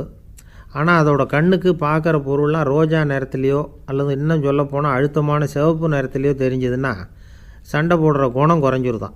அந்த சமயத்தில் அது அதிகமாகவும் முட்டையிட ஆரம்பிச்சுடுதான். அதே நேரத்தில் இறை எடுக்கிறத கூட குறைச்சிக்குதான். இது ஏன் இப்படி பண்ணுதுங்கிறது விஞ்ஞானிகளுக்கு இன்னமும் புரியலையா. எப்படியோ அமெரிக்க கோழிகள்லாம் கான்டாக்ட் லென்ஸ் பொருத்திக்க ஆரம்பித்தாச்சு. கோழி கழுத்தை பிடிச்சிக்கிட்டு ஒரு சில வினாடிகளில் அதை பொருத்தி விட்றாங்களாம். கோழியோட ஆயுள் பூரா அது அப்படியே இருக்குமா. பண்ணையில் முட்டை உற்பத்தி குறைஞ்சா இது மாதிரி விஞ்ஞானபூர்வமாக பரிகாரம் தேடுறது தான் நல்லது. நமக்கு வேண்டியப்பட்ட ஒருத்தர் அவர் ஒரு கோழி பண்ணை வச்சுருந்தார். அந்த பண்ணையில் பாதி கோழி திடீர்னு செத்து போச்சு. உடனே ஒரு கால்நடை மருத்துவர்கிட்ட போக வேண்டியது தானே. அங்கே போகல. உள்ளூரில் மந்திரம் பண்ணிகிட்டு இருந்த ஒரு சாமியார்கிட்ட போனார். அவர் காலில் விழுந்தார். சாமி, என் பண்ணையில் பாதி கோழி செத்து போட்டுதுன்னார். சாமியார் யோசனை பண்ணார். சரி, பண்ணையில் வாசப்படி கிழக்கு பக்கமாக வச்சுருக்கியா மேற்கு பக்கமாக வச்சுருக்கியான்னு கேட்டார். கிழக்கு பக்கமாக இருக்குன்னார் அவர். அதுதான் தப்பு, மேற்கு பக்கமாக அதை மாற்று, சரியாக போடும்னாராம். அதே போல் இவர் போய் மாற்றிவிட்டார். அப்பவும் பாதி செத்து போச்சு. மறுபடியும் சொன்னார், சாமி மறுபடியும் பாதி கோழி செத்து போட்டுதேன்னார். சரி, கூரை எப்படி போட்டிருக்க, ஓடு போட்டிருக்கியா இல்லை கீத்து போட்டிருக்கியான்னார். ஓடு போட்டிருக்கேன்னாராம் அவர். அதுதான் தப்பு, அதை கீத்து போட்டுரு, சரியாக போடும்னாராம். சரின்னு போய் அதையும் மாற்றி பார்த்தார். மறுபடியும் போயிட்டுது, கோழி செத்து போச்சு. வந்தார். மறுபடியும் பாதி செத்து போச்சு சாமின்னு வந்தார். இவரும் யோசனையை மாற்றி மாற்றி சொல்லிகிட்டே இருக்கிறார். இப்படி அவரும் மாற்றி மாற்றி பார்த்தார். 6வது தடவையாக அவரை தேடிட்டு வந்தார். அந்த சமயத்தில் இவர் ரொம்ப தீவிரமாக யோசனை பண்ணி பார்த்துட்டு, அது சரிப்பா, நீயும் என்கிட்ட சளைக்காமல் வந்துக்கிட்டு இருக்கிற, நானும் யோசனை சொல்லிகிட்டு இருக்கேன். இப்போவும் உங்ககிட்ட சொல்கிறதுக்கு என்கிட்ட யோசனை நிறையா இருக்குது. ஆனால் சோதிக்கிறதுக்கு உங்ககிட்ட கோழி இல்லையே, என்ன பண்ணுறது அப்படின்னாராம் இவர். ஒரு தெருவில் சில சிறுவர்கள் விளையாடிக்கிட்டு இருந்தாங்க. ஏதோ ஒரு உயரமான கல்லை நடுத்தெருவில் வச்சு அதை சுற்றி சுற்றி ஓடி வந்துக்கிட்டு இருக்கிறாங்க. அது என்ன விளையாட்டோ அவங்களுக்கு தான் தெரியும். கொஞ்ச நேரம் அப்படி விளையாடிக்கிட்டு இருந்தவங்க விளையாடி முடித்ததும் அந்த கல்லை நடுத்தெருவில் அப்படியே விட்டுவிட்டு அவங்கவுங்க வீட்டுக்கு ஓடி போட்டாங்க. அதுக்கப்புறம் அந்த வழியாக 2 பெண்கள் பேசிக்கிட்டே வந்தாங்க. பேச்சு சுவாரஸ்யத்தில் நடுத்தெருவில் இருந்த அந்த கல்லை கவனிக்கலை. காலில் இடிச்சுட்டுது, லேசாக ரத்தம் வந்துட்டுது, வலி தாங்கலை. காலில் இடிச்சுக்கிட்ட பொண்ணு திட்ட ஆரம்பிச்சுட்டுது. வர வர ஊர் உலகம் ரொம்ப கெட்டு போச்சு, யாருக்கும் பொறுப்பே கிடையாது பாரு, இப்படி நடுத்தருவில் பொறுப்பு இல்லாமல் இப்படி கல்லை போட்டு வச்சுருக்குறாங்களே, இது நியாயமா அப்படின்னு சொல்லி இந்த சமூகத்தை கடுமையாக விமர்சனம் பண்ணிக்கிட்டே அவங்க போயிட்டாங்க. கொஞ்ச நேரம் கழித்து ஒரு வாலிபன் அந்த வழியாக வந்தான். அந்த கல்லை பார்த்தான், நின்னான். ஒரு நிமிஷம் யோசனை பண்ணான். என்ன பண்ணலாம்னு பார்த்தான். தன்னுடைய வீரத்தையும் பலத்தையும் காட்டணும்னு நினச்சான். பின்னாடி போனான். அப்புறம் வேகமாக ஓடி ஒரு சின்ன ஹை ஜம்ப், அப்படியே துள்ளி குதித்தான். துள்ளி குதித்து தாண்டி அந்த பக்கமாக போய் விழுந்தான். அப்படியே விசில் அடிச்சுக்கிட்டு அவன் பாட்டுக்கு நடந்து போகிறான். அடுத்தபடியாக ஒரு காதல் ஜோடி அந்த வழியாக வந்தது. நடுத்தெருவில் கல் கண்ணில் பட்டது. அவங்க 2 பேரும் ரொம்ப நெருக்கமாக சேர்ந்து வந்துக்கிட்டு இருக்கிறாங்க. நடுவில் கல் இருக்கிறதுனால கொஞ்ச நேரம் 2 பேரும் விலகி மறுபடியும் இந்த பக்கம் சேர்ந்து போகணும். கொஞ்ச நேரம் நாம் பிரிய வேண்டி இருக்குதே அப்படின்னு வருத்தத்தோடு முணுமுணுத்துக்கிட்டே இந்த பக்கம் வந்தாங்க. அதுக்கப்புறம் வழக்கம் போல் சேர்ந்து அவங்க பாட்டுக்கு எதிர்காலத்தை பற்றி கற்பனை பண்ணிக்கிட்டே போயிட்டாங்க. கடைசியாக அந்த வழியாக பார்வை இல்லாத ஒருத்தர் வந்துக்கிட்டு இருக்கார். அவர் கையில் வழக்கமாக வச்சிருக்கிற அந்த ஊன்றுகோல், கையில் இருக்கிற அந்த ஊன்றுகோலால் தனக்கு முன்னாடி அப்படியும் இப்படியும் அப்படியே தட்டிக்கிட்டு பார்த்துக்கிட்டே அவர் மெதுவாக நடந்து வந்துக்கிட்டு இருக்கிறார். வழியில் இருக்கிற அந்த கல் தட்டுப்பட்டுது. உடனே நடுத்தெருவில் ஒரு கல் இருக்குங்கிறத அவர் புரிஞ்சுக்கிட்டார். உடனே குனிஞ்சார். அந்த கல்லை தடவி பார்த்து எடுத்தார். தெரு ஓரமாக கொண்டுட்டு போய் போட்டார். அதுக்கப்புறம் அவர் பாட்டுக்கு அவர் வழியில் நடந்து போனார். இப்போது இதில் பல பேர் வந்தாங்க போனாங்க. இவங்களில் பார்வை உள்ளவங்க யார், பார்வை இல்லாதவங்க யார்? இப்படி ஒரு கேள்வி கேட்டால் என்ன பதில் சொல்ல முடியும்? கொஞ்சம் யோசித்து பார்த்தா இன்றைக்கி பல பேர் இப்படி தான் இருந்துக்கிட்டு இருக்கிறோம். ஒரு ஆள் பார்க்குறதுக்கு பெரிய மனுஷன் மாதிரி இருக்கார். ஒரு தெரு வழியாக நடந்து வந்துக்கிட்டு இருந்தார். இருட்டு நேரம். வழியில் ஒரு பெரிய கல் கிடந்தது, கருங்கல். பார்த்தார். கொஞ்ச நேரம் யோசித்தார். போய் தூக்கி பார்த்தா ரொம்ப கனமாக இருந்தது. இன்னொரு ஆள் சேர்ந்தாதான் தூக்க முடியும். இவர் உடனே ரோட்டோரமாக போய் ஒரு மரத்தடியில் உட்காந்துக்கிட்டார். 2 பக்கமும் பார்த்துக்கிட்டே இருக்கார், யாராவது வர்றாங்களான்னு. கொஞ்ச நேரத்தில் ஒருத்தர் வந்தார். இவருக்கு தெரிஞ்சவர். என்னங்க இந்த நேரத்தில் இங்கே உட்காந்துருக்குறீங்கன்னு கேட்டார் அவர். அதோ அந்த கருங்கல் அப்படின்னு சுட்டி காட்டினார். ஓ, அதை தூக்கி ஓரமாக போடணுமா? வாங்க 2 பேரும் தூக்கலான்னார் வந்தவர். நான் அதுக்காக உட்காந்துருக்கலேன்னார் இவர். பின்ன வேற எதுக்காகன்னார் அவர். ஒரு மனுஷன் கருங்கல்லில் காலை இடிச்சுக்கிட்டான்னா எப்படி துள்ளுவான்னு பார்க்கணுங்கிறது எனக்கு ரொம்ப நாளாக ஒரு ஆசை. அதுக்காக தான் உட்காந்துருக்கிறேன் அப்படின்னாராம். என்னுடைய நண்பர் ஒருத்தர் ஆழ்ந்த சிந்தனையில் இருந்தார். என்ன யோசனை பண்ணுறீங்கன்னு கேட்டேன். தலைவர் ஆகணும்னு பார்க்குறேன், அதுதான் என்ன வழின்னு யோசிச்சுக்கிட்டு இருக்கேன்னார். நான் கூட அது மாதிரி யோசித்து பார்த்தேன். அதுக்கப்புறம் அந்த யோசனையை கை விட்டுட்டேன் அப்படின்னோம். ஏன்னு கேட்டார். அதுக்கான தகுதிகள் நமக்கு இல்லைங்கிறது புரியுது. அது நமக்கு புரியறத விட நம்ம விட மற்றவங்களுக்கு நல்லா புரிஞ்சு போச்சு. அதனால் பேசாமல் கம்முன்னு இருந்துடுறது தான் நல்லது அப்படின்னோம். தலைவர் ஆகிறதுக்கு தகுதிகள் வேறு உண்டோ அப்படின்னு கேட்டார். அவர் யதார்த்தமாக தான் கேட்குறார்.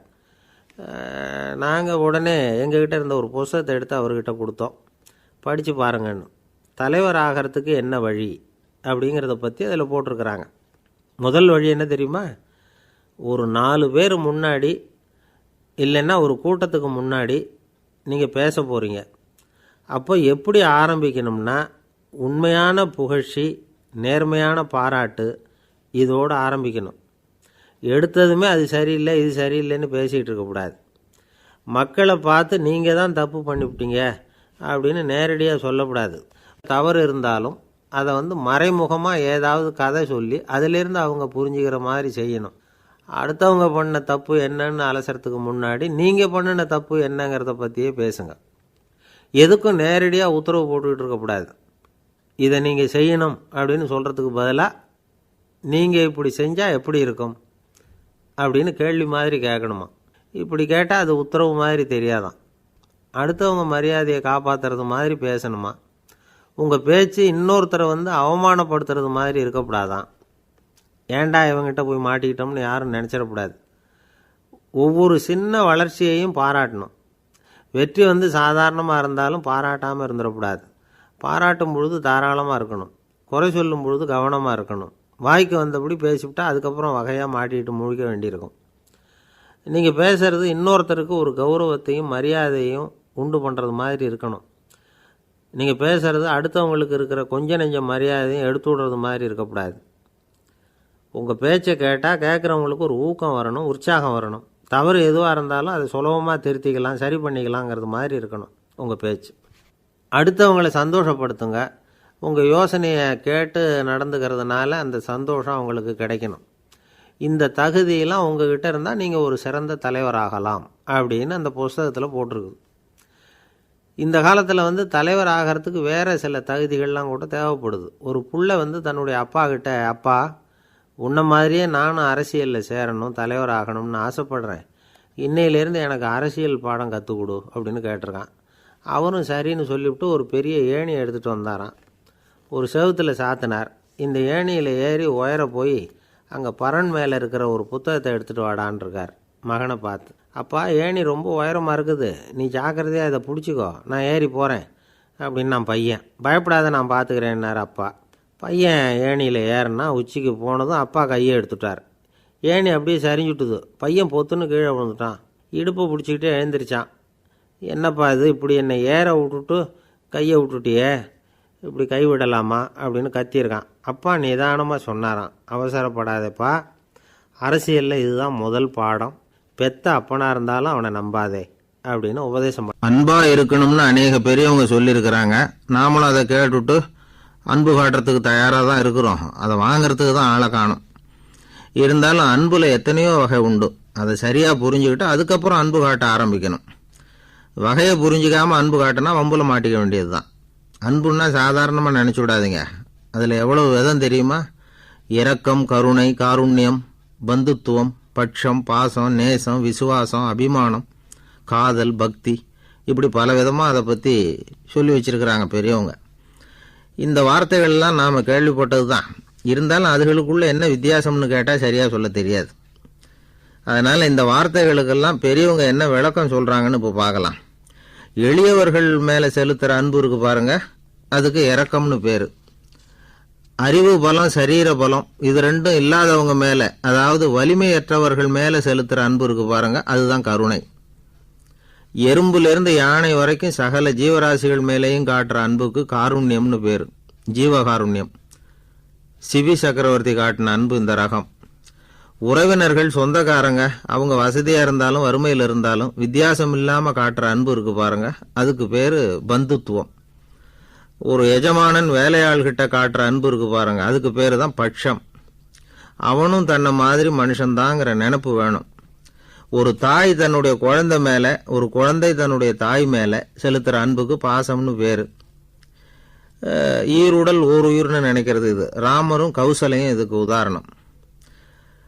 தம்மை ஒத்த நண்பர்கள்கிட்ட செலுத்துகிற அன்புக்கு நேசம்னு பேர்.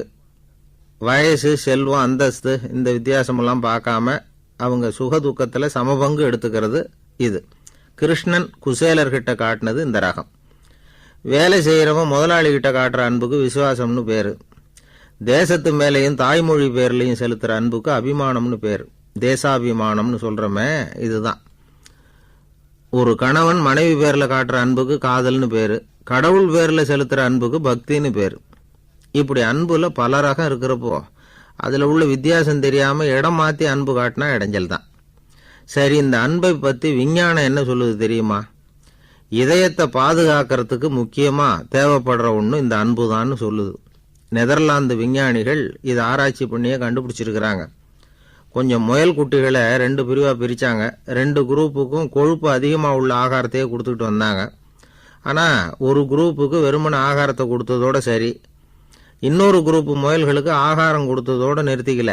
அதுக்கு முன்னாடி கூண்டுகளை திறந்து விட்டு முயல்களை கொஞ்ச நேரம் எடுத்து கொஞ்சி விட்டு அதுக்கப்புறமா ஆகாரம் கொடுத்தாராம் ஆராய்ச்சியாளர். இந்த குரூப்புக்கு இதய பாதிப்பு 60% குறைச்சலாக இருந்துதான்.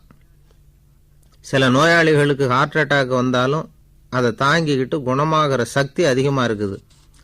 இது எப்படின்னு ஆராய்ச்சி பண்ணி பார்த்துருக்குறாங்க. அவங்கெல்லாம் மனைவி தன் பேரில் ரொம்ப அன்பாக இருக்கிறதாக நினைக்கிறவங்களாம் இருக்கிறாங்களாம். இதய நோயாளிகள் பல பேரை சந்தித்து இதய நோய் ஏற்பட என்ன காரணம்னு கேட்டிருக்கிறாங்க. அவங்க சொன்ன காரணம்லாம் சாப்பாடு சம்பந்தமாக இல்லையா, மனைவி அன்பா இல்லை, இப்படிப்பட்ட காரணத்தை தான் சொல்கிறாங்களாம். அதனால் இதயத்தை பாதுகாக்கணும்னு நினைக்கிறவங்க அடுத்தவங்க அன்பாக இருக்கிறது மாதிரி பார்த்துக்குங்க, அதுதான் முக்கியம். ஒருத்தர் முகம் பூரா பிளாஸ்டரி போட்டுக்கிட்டு வந்தார். ரொம்ப கோபமாக, என்னங்க ஆச்சுன்னு விசாரித்தேன். எல்லாம் உங்களால் தான் சார்னார். விவரமாக சொல்லுங்களேன். என்ன உங்கள் தகவலை கேட்டுட்டு ஒரு பூனைக்குட்டியை கையில் எடுத்தேன், அன்பாக அதை தடவி கொடுக்கறதுக்காக. ஆனால் அது முந்திக்கிட்டது, அது என் முகத்தை தடவி கொடுத்துட்டுது, முகம் பூரா நகை கீறல், அதுதான் இப்படி அப்படின்னார். அன்புல அறிவு சேராததுனால வந்த கோலம். அவர் ஒரு பெரிய குடும்பத்தில் பிறந்தவர். இருக்கிற சொத்துக்கள் எல்லாத்தையும் வாரி வழங்கிவிட்டு காட்டுக்கு புறப்பட்டார் தவம் செய்யறதுக்காக. இருந்தது பூராவும் கொடுத்துட்டார். இனிமேல் எதுவுமே இல்லை கொடுக்கறதுக்கு. அப்போது கடைசியாக ஒருத்தன் வந்து கையை நீட்டினான். ஐயா ஏதாவது கொடுங்கன்னா. அவர் பார்த்தார். கட்டியிருக்கிற வேட்டியை தவிர வேறு எதுவுமே இல்லை. 8 முழம் பட்டு வேட்டி, ஜரிகை கரையோடு இருக்குது. கடைசியாக அதை தான் எடுத்து கட்டிக்கிட்டு அவர் புறப்பட்டுக்கிட்டு இருக்கிறார். அவர் பார்த்தார், எதிரில் அவன் பரிதாபமாக நின்றுக்கிட்டு இருக்கிறான். அந்த 8 முழ வேட்டியை 2ஆக கிழிச்சார். 4 முழத்தை அவங்ககிட்ட கொடுத்துட்டு மீதி 4 முழத்தை தன்னுடைய இடுப்பில் கட்டிக்கிட்டு அவர் காட்டுக்கு போயிட்டார். இவன் என்ன பண்ணான் தெரியுமா? கையில் கிடைச்ச 4 முழத்தை எடுத்துக்கிட்டு கடை வீதிக்கு போனான். பழைய பட்டு வேட்டி, ஜருகை இதெல்லாம் விலைக்கு வாங்குற வணிகர் ஒருத்தர் இருந்தார். அவர்கிட்ட போனான். இதை விலைக்கு எடுத்துக்கிறீங்களான்னு கேட்டான். அவர் வாங்கி பார்த்தார். ஆகா, ரொம்ப அருமையான வேட்டி, விலை ஒசந்த ஜருகை, இது ஏது உனக்குன்னு கேட்டார். அவன் நடந்ததை சொன்னான். அப்படின்னா ஒன்று செய், இந்த வேட்டியோட இன்னொரு பாதியையும் மெதுவாக வாங்கிட்டு வந்துரு, உனக்கு நிறைய பணம் தரேன் அப்படின்னார் அந்த வணிகர். இவன் கொஞ்சம் யோசனை பண்ணி பார்த்தான். கொஞ்சம் இருங்க, அதை வந்துவிடுறேன் அப்படின்னு சொல்லிவிட்டு நேராக காட்டுக்கு போனான். அவர் எங்கே இருக்காருன்னு தேடி கண்டுபிடிச்சான். அவர் ஒரு இடத்துல தவக்கோலத்தில் இருக்கிறார். கட்டியிருந்த இடைவேட்டியும் அவரை அறியாமலே நழுவி கீழே விழுந்து கிடக்குது. இவனுக்கு ரொம்ப வசதியாக போச்சு. அவரை கேட்க வேண்டிய அவசியமே இல்லை. மெதுவாக சத்தம் போடாமல் அடி மேலே அடி வச்சு நெருங்கினான். அவர் கண்ணை மூடிக்கிட்டு அவர் பாட்டு நின்றுக்கிட்டு இருக்கார். இவன் மெதுவாக போய் கீழே கிடந்த அந்த துணியை எடுத்துக்கிட்டு சத்தம் போடாமல் திரும்பி நடந்தான். அப்படி கொஞ்சம் தூரம் நடந்திருப்பான். அப்படி ஓட ஆரம்பிக்கிற சமயத்தில் அவன் காலில் கீழே கிடந்த முள் ஒன்று நறுக்குன்னு தைச்சி விட்டுது. வலி தாங்க முடியாமல் அம்மான்னு கத்திவிட்டான். இந்த சத்தத்தினால கண்ணை மூடி நின்றுக்கிட்டு இருந்த அவர் தவம் கலைஞ்சிது. மெதுவாக கண்ணை திறந்து பார்க்குறார். தன் இடையில இருந்த வேட்டி அவன் கையில் இருக்குது. இப்போ அவர் நினைக்கிறாராம், இந்த வேட்டி மேலே நான் வச்ச ஆசை அல்லவா அவனை வந்து திருடன் ஆக்கிவிட்டுது அப்படின்னு நினச்சாரான். இது எப்பேற்பட்ட மனநிலைங்கிறத கொஞ்சம் யோசிச்சு பாருங்கள். தான் ஒரு பொருள் மேலே வைத்த பற்று இன்னொரு மனிதன் திருடனாக ஆகிறதுக்கு காரணமாக ஆயிட்டுதே அப்படின்னு நினைக்கிறார். அப்படி நினச்ச அவர் யார் தெரியுமா? அவர் தான் மகாவீரர். இழந்துட்டேங்கிறியே, நீ என்னத்தை கொண்டு வந்த இங்கே இழக்கிறதுக்கு? நீ என்னத்தை உண்டாக்குன இது அழிஞ்சுட்டுதுன்னு சொல்கிறதுக்கு? இது அவருடைய சிந்தனை. இன்றைக்கி நம்ம சிந்தனையெல்லாம் வேறு மாதிரி இருக்குது. ஒருத்தன் நடுத்தெருவில் உட்காந்து அழுதுகிட்டு இருந்தான். அந்த வழியாக வந்தவர் கேட்டார், ஏன்ப்பா அழற அப்படின்னு கேட்டார். 5 ரூபா சார், இந்த இடத்துல விழுந்துட்டுது, ரொம்ப நேரமாக தேடுறேன், கிடைக்காது போல இருக்கு அப்படின்னா. எப்போ தொலைஞ்சுது அப்படின்னு கேட்டார். அது எனக்கு தெரியாது சார், பணத்தை தொலைச்சவன் தேடி பார்த்துட்டு போயிட்டான், நான் அவனுக்கு பின்னாடி தேட வந்தவன் அப்படின்னு சொல்லிவிட்டு மறுபடியும் தேட ஆரம்பித்தானா. அமெரிக்க ஜனாதிபதி ஆப்ரஹாம் லிங்கன் ஒரு நாள் தன்னோட கோச்சு வண்டியில் தலைநகரான வாஷிங்டனுக்கு போயிட்டுருக்கிறார். கோச்சு வண்டி ஒரு சாலையில் போயிட்டுருக்கு. அந்த சாலைக்கு ஒரு பக்கத்தில் பயங்கரமான சதுப்பு நிலம். சதுப்பு நிலம்னா அது புதைகுழி, புதை மணல்ங்கிறோம்ல, அது மாதிரி. அந்த சதுப்பு நிலத்தில் யாராவது மாட்டிக்கிட்டால் அவ்வளோதான், ஆளை கொஞ்சம் கொஞ்சமாக உள்ளே அமுக்கிவிடும், தப்பிச்சு கரையேறது கஷ்டம். அப்படிப்பட்ட நிலம் அது. ஆப்ரஹாம் லிங்கன் ஏதோ ஒரு முக்கியமான அரசாங்க வேலையாக போயிட்டு திரும்பி வந்துக்கிட்டு இருக்கிறார். அதனால் அந்த சமயத்தில் அவர் விலை உசந்த ஆடைகளை அணிஞ்சிருக்கிறார். அப்படி அவர் அந்த கோச்சு வண்டியில் வந்துக்கிட்டு இருக்கிறாரு. அந்த சமயத்தில் ஒரு காட்சி அவர் கண்ணில் பட்டுட்டுது. என்ன தெரியுமா?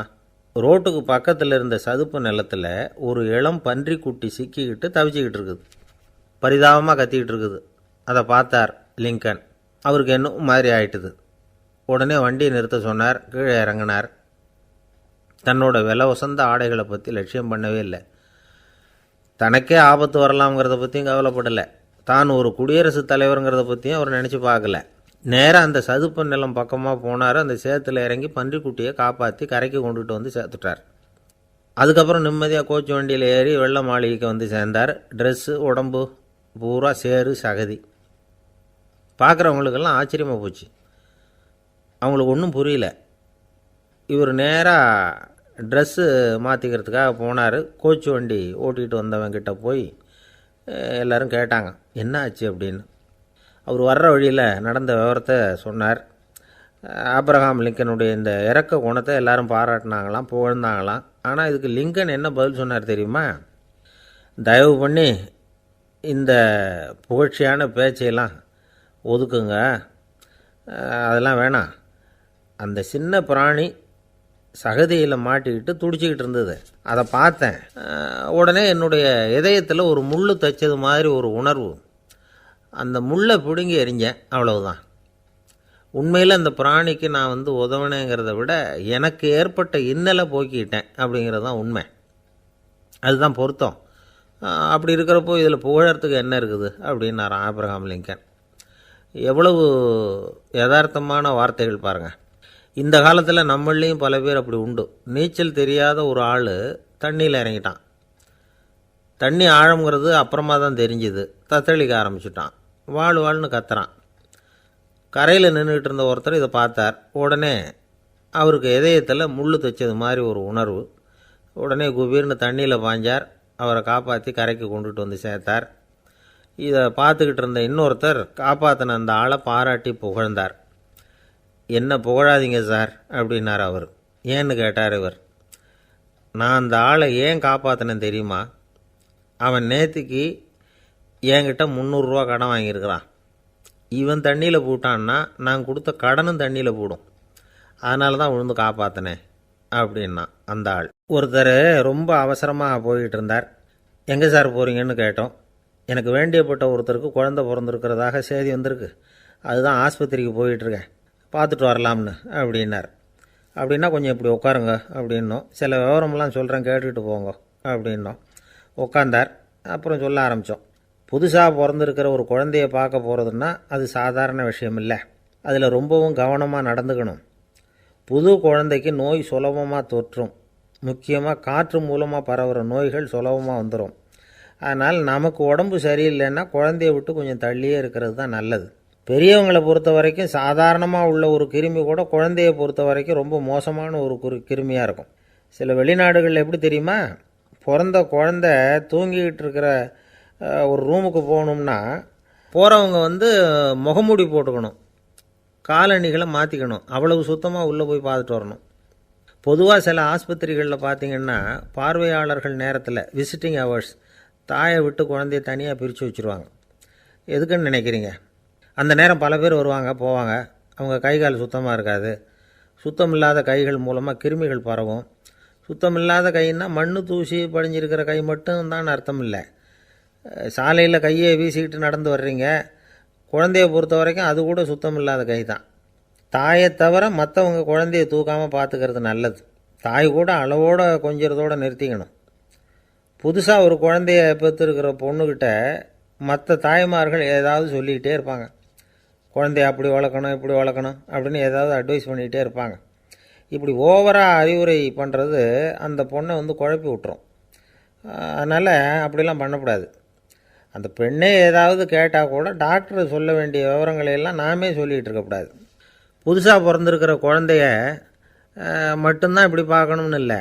ஒரு நோயாளி குழந்தைய பார்க்க போகிறதுனா கூட ரொம்ப எச்சரிக்கையாக தான் நடந்துக்கணும். ஒரு தின்பண்டமோ விளையாட்டு சாமானோ அந்த குழந்தைக்கு நாம் வாங்கிட்டு போகிறதா வச்சுக்குவோம்.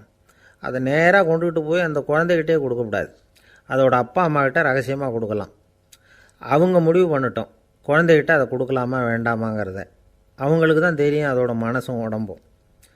உங்கள் அக்கறையை காட்டுறதா நினச்சிக்கிட்டு குழந்தை வாயில் எதையும் கொண்டுட்டு போய் போடாதீங்க. போகிறப்போ உங்கள் வீட்டு குழந்தையும் அழைச்சிட்டு போகாதீங்க.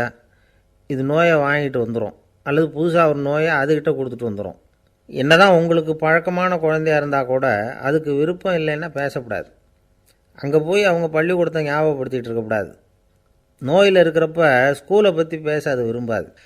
ஆஸ்பத்திரியை விட்டு வெளியில் புறப்படுறப்போ குழந்தைகிட்ட சொல்லணும்னு அவசியம் இல்லை. அதோட அப்பா அம்மா கிட்ட சொல்லிவிட்டு புறப்பட்டா போதும். குழந்தை கோபிச்சிக்காது. சமூக சம்பிரதாயத்தை பற்றி அது கவலைப்படுறதில்ல. இப்படி எல்லா விவரமும் நம்ம எதிரில் உட்காந்துருந்தவங்ககிட்ட சொல்லி முடித்தோம். ரொம்ப நன்றி சார் அப்படின்னு சொல்லிவிட்டு அவர் புறப்பட்டார். குழந்தைங்க கொஞ்சம் வளர்கிற வரைக்கும் தான் நாம் எச்சரிக்கையாக இருக்கணும்னு இல்லை, வளர்ந்த பிறகு இன்னும் எச்சரிக்கையாக இருக்கணும். ஒரு பையன் பள்ளிக்கூடத்துலேருந்து திரும்பி வீட்டுக்கு வந்தான்.